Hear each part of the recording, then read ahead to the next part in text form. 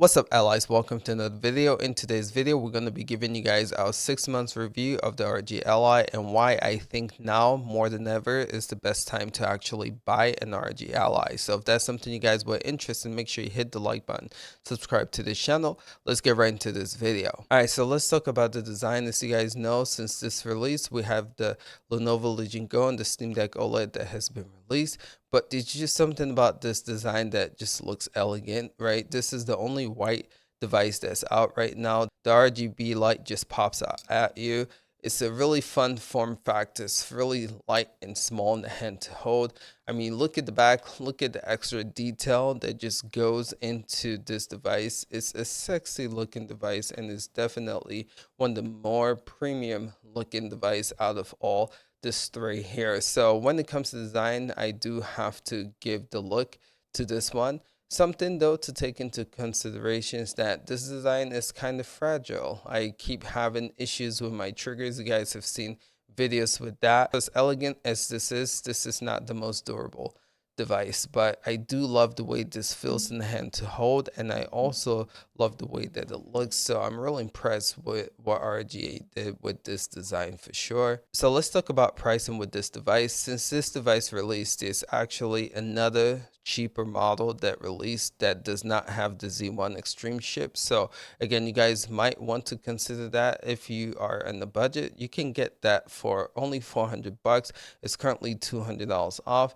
And if you want the Z1 Extreme, it's $100 off to where it's 600 bucks. So it looks like Asus is sticking to this price point. People thought that this was going to be a Black Friday deal, but Black Friday has come and gone, and this deal is still sticking. So again, now is the best time for pricing if you do want an ROG Ally. Alright, so let's talk about performance, and something to notice about this device after owning it for 6 months is that Asus has done an incredible job with updating the performance of this. Now, if you guys don't know what I'm talking about, when this device first launched, there's a BIOS that a lot of the early reviewers had, and the performance of that BIOS was absolutely incredible. And then during the launch, we got a new BIOS that kind of messed everything up for everyone.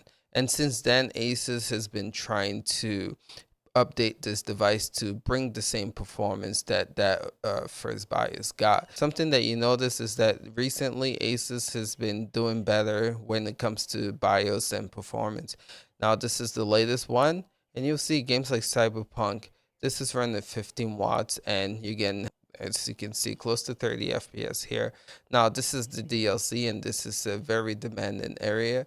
I can tell you that overall my experience with this is that 15 watts have got a significant improvement when it comes to performance. This device I still think is one of the better performing devices compared to the others that I've mentioned here with the Lenovo Legion Go and also the Steam Deck OLED. So when it comes to performance, I know you guys are not seeing the greatest performance here, but I have to tell you guys based on experience that this device actually performs really well when it comes to the different TDP settings. And yeah, this just feels really good in the hand. DRR definitely comes into play and definitely gives this one an edge up over the competition as well. But yeah, I really enjoy gameplay performance. Also, something to note here is when it comes to emulation as well. Let me show you guys something. So again, this is running at 15 watts. You can put it up to turbo. And again, if you run the emulation here, played the PlayStation 3 emulation, and this device handles it like a beast. So again, performance wise, I feel like Asus has made significant upgrade to help this one perform really well.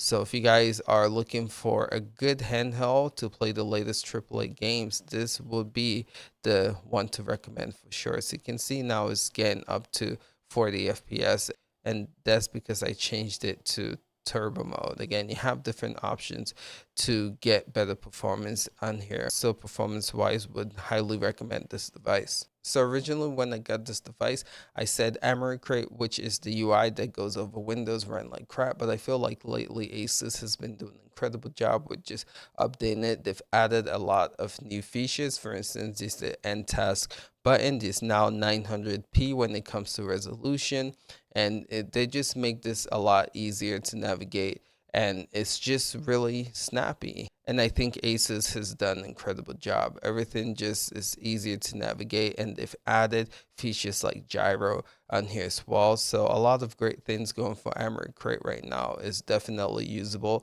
Something that I love is just how you can move this around, and they've added different ones too. For instance, stuff like this, you can have like a Steam Deck like layout as well. So Emerald Crate has been updated a lot, and it's now an enjoyable experience instead of a hindrance when it comes to this device. So my 6 months review, should you get this device after 6 months? I would say yes. Asus has been doing an incredible job with just fixing this device and making sure that it's one of the better devices out there right now in the market. When it comes to pricing, they've reduced the price to $599 for the extreme model and $400 for the non-extreme model, which makes it competitive when you're comparing this to stuff like the Steam Deck and also the Lenovo Legion Go.